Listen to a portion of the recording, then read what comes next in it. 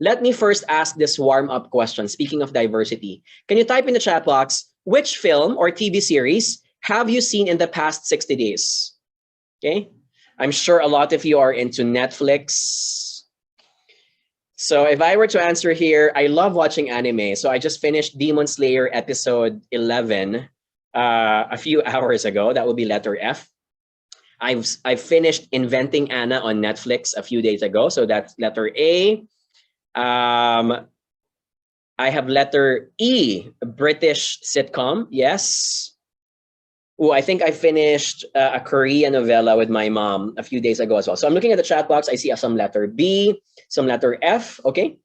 Why am I asking this? A lot of studies have shown that when you appreciate someone else's cuisine, a different food or a different TV show, and you appreciate it, it means that your foot is already halfway through the door, appreciating that your way is not the only way. And that means you do not think that the universe revolves around you. And we want that mindset even also in the corporate world. What is diversity? Diversity is the strategic representation of points of view and expertise that leads to optimal, I'm going to highlight, optimal decision-making in favor of business, which means it's like asking the question, ladies and gentlemen, before I push the button, have we covered all tracks? Is there someone out here who wants to raise their hand and say, before you push that button, please don't miss this yet. And here I am to tell you what you have been missing out. Right? That's diversity. And please take note, when I say diversity, and this is very critical in our discussion, I am not talking about the Hollywood definition of diversity. A lot of us fall into the trap thinking that diversity is like, ooh, his skin color is different. Ooh, he has a different gender. He's coming from a different religion. He's Generation Z or Generation Y. That's not the only definition of diversity, ladies and gentlemen. It's also about a lot of things. It's also about what we call as cognitive diversity, differences in way of thinking. Some people are analytical. Some people are critical. Some people have a high technological comfort, even if you make them adapt to Zoom, Microsoft Teams, or a different, or to, how do you call this? To cryptocurrency or to the metaverse. They swim like fish in the water. Some people, on the other hand, have low tolerance for technology. Even up to this day, they're only comfortable using SMS or using Facebook because they are slow to adapting. That's diversity, FYI.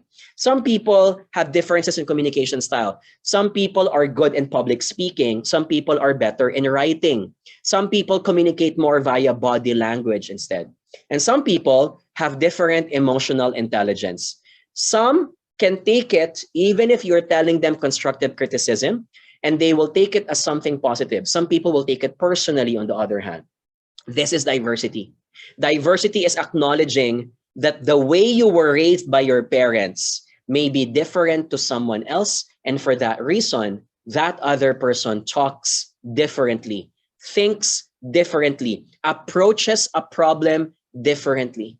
Can I get a letter D as in diversity if we're appreciating that, right?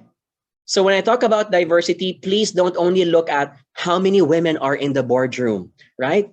Does the company do a lot of diversity program, right? Do we compensate a specific salary for singles?